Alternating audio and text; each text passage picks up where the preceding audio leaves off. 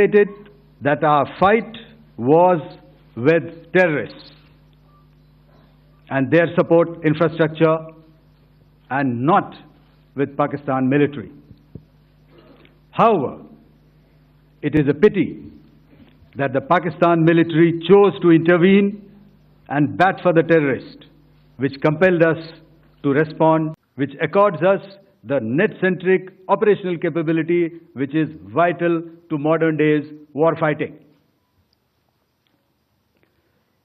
While much has been said and written about the newer systems, I would like to place on record the performance and efficacy demonstrated by even the older battle-proven AD systems like the Pechora, the Osa AK and the LLAD guns in countering the Pakistani threat vectors in the current operations. They were all modern generations, but these battle-proven systems stood the test of time and took them on head-on.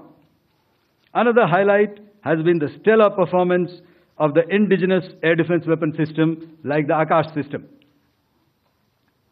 Here, ladies and gentlemen, I would like to mention that putting together and operationalization of this potent AD environment has been possible over the last decade due to unwavering budgetary and policy support provided by the Government of India in acquiring state-of-the-art equipment and weapon systems. This brings me to the point, how have Indian forces managed to minimize the damage to both civilian and military infra in the country, in spite of the unrelenting efforts by the Pakistani forces?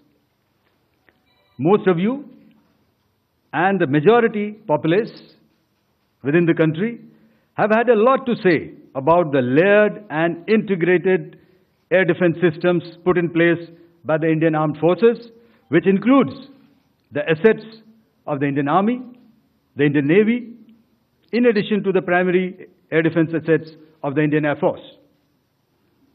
As you all are well aware, this robust AD system comprises of a large variety of multi-layered AD sensors and weapon systems, from point defense weapons like the low-level air defense guns, shoulder-fired man-pads, and short-range surface-to-air missiles or SAMs, to area defense weapons like the air defense fighters and longer-range surface-to-air missiles within our inventory. Additionally, the numerous waves of drones and unmanned combat aerial vehicles employed by Pakistan were also thwarted by the indigenously developed soft and hard kill counter-US systems and the well-trained Indian air defense personnel. Yesterday, I had already shared some details about the targets engaged by the Indian Air Force. The composite picture of the Indian Air Force targeting so far is now shown on the screen. As you can see, we have targeted the length and breadth of the adversary. I'm sure most of you would have already seen the effect of these strikes on ground, courtesy the large number of videos and photographs being circulated in the media. A few representative examples from the open source are now being shown to you on the screen. In fact, two of them. This is the strike on the Noor Khan Air Base. And you can see the effect. I'm sure most of you have seen the video. I have also picked it up from your sources only.